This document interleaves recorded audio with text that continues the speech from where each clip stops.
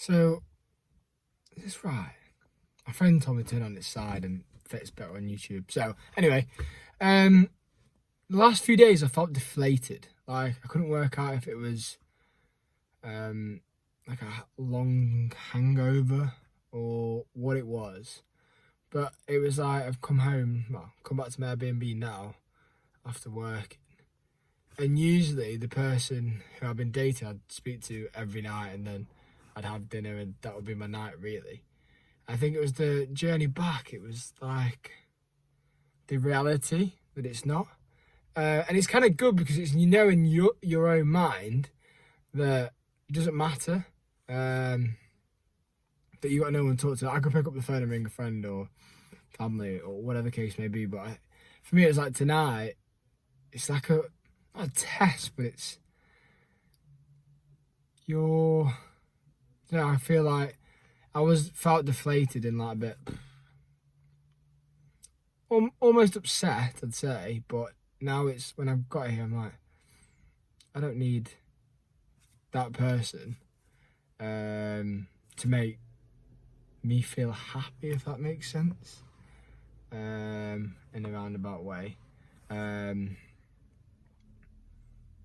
Even though I enjoyed the phone calls, it's like that you can't hold yourself accountable for, I can't hold that phone call making your evening happy, if that makes sense.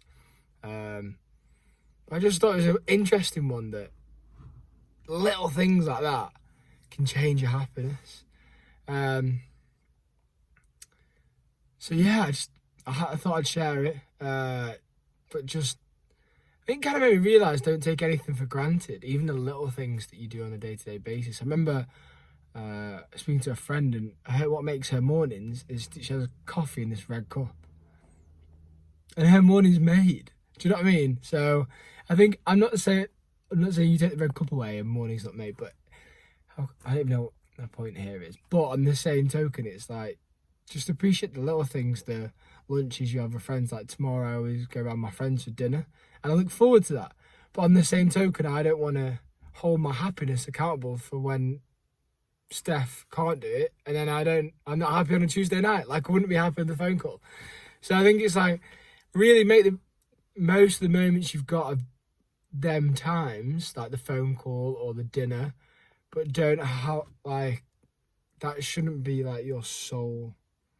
That shouldn't make you unhappy if you haven't got that thing, if that makes sense. It's like, I think it's been, one thing I'm really trying to do is be happy internally, not just externally, but almost internally, but happy with myself more. I'm probably say happier being on my own.